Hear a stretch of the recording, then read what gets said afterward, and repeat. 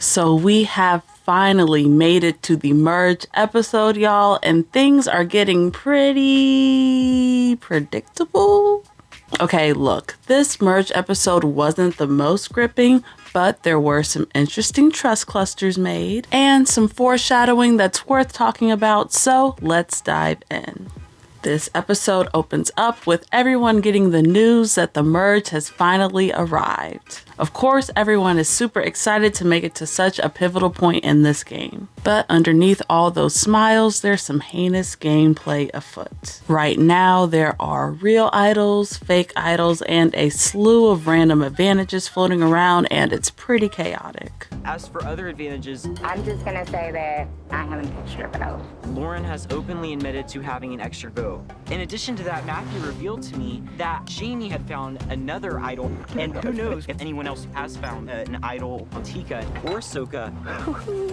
And so it's kind of concerning because there's a lot of things to navigate considering there are potentially a lot of idols at play. Right off the bat, the edit makes it obvious that most of this chaos is revolving around Josh and his idol. Josh does have a fake idol that he made, but people are uncertain whether or not it's real. What I'm gonna do with this lie that I told Carolyn and Jam Jam, that I have a real immunity idol from Soka when I don't, it's fake. I told Brandon that I do have the cage idol, just in case he was wondering, and then I can dissipate that later, but I don't know what I'm gonna do about that information. Now, a lot of people want Josh out because they think he's shady, which he totally is, let's be honest. I've already told Jaime that I don't have it because she was asking, so I have a variety of information and situations going on that I need to figure out and align my story correctly. Josh's game just confuses me. I don't know. I don't get it. I just don't get it. Meanwhile, we get a scene of Carolyn talking about her whole perspective of the merge. It's a weird feeling right now because it's like I want to be in, but you can't force that. You can't. So many people. It's overwhelming. It's day one all over again. Like, I don't like the initial, like, hello. I struggle with it. Wow, they are really going out of their way to make Carolyn the star here. She steals the show almost every episode. Why? It's like production is going out of their way to tell us that she's important. I don't know, y'all. All I'm saying is that I could see Carolyn being here for a very long time. Later on, we see Carolyn conspiring with Carson, who is another frontrunner on my list. These two have both been showcased a lot so far this season, so I'm expecting big things from the both of them. Especially because they're working together now. Like, I didn't even know they were that close. This should be fun. So now that everyone is settled in, it is now time for the first individual immunity challenge of the season. The players are split into teams of 2 and then off they go. In true Survivor fashion, this competition all comes down to the puzzle. This time it's the same tree puzzle that we've seen on the show multiple times before. And superfan Carson was able to absolutely dominate this puzzle thanks to him practicing at home. I'm just like beyond ecstatic because all my hard work paid off. I have 3D printed this puzzle in my house and put it together probably 1,000 times. I think it's a lesson that you should always be prepared. And now I've made the merge. It's definitely one of the best days of my life. Now, this moment was a little bit controversial. Some of y'all were saying that by repeating the same puzzles over and over again, it just makes the competitions way too easy to hack, which I agree with. But I also gotta give props to Carson and give credit where credit is due. Truth is, he did the right thing by making a replica at home and practicing the same puzzle at home. Like, that's what you're supposed to do. I'm a studious bitch, so if I ever get on one of these reality shows, best believe I'm gonna be doing my homework all the same. Props to you, Carson. In the end, Carson is able to win for the purple team, putting the other half of the cast in danger.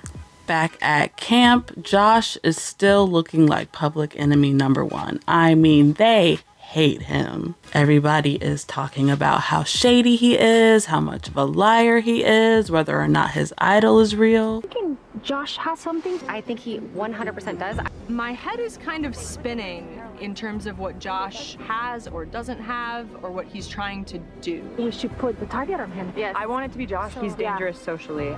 The fact that Josh is still here concerns and alarms me. Josh may or may not have a real idol at this point, and that makes me nervous. My favorite part of this episode comes during the reward scene when Carolyn flat out says that Josh's idol is a fake. But do you think those people believed her? Hell nah. He doesn't have one. Yeah. He does not have one. The people at the merge feast are all worried about an idol, and I know Josh does not have an idol. I tell them the story of the fake idol. I tell them how he stole it from Tree Mail, and they still wouldn't believe me. What the? They still are questioning it. I'm done. This was yet another example of production highlighting Carolyn being flat out ignored. See, this small moment didn't really have to be in the episode at all, and the results would have still been pretty much the same. But they are going out of their way to make Carolyn the star, and at this point, y'all, I can easily see this woman at least being in the final 3. Meanwhile, Josh's game continues to be thrown around. His old tri-mates are targeting him. His new tri-mates are targeting him. People who've never even worked with him are targeting him.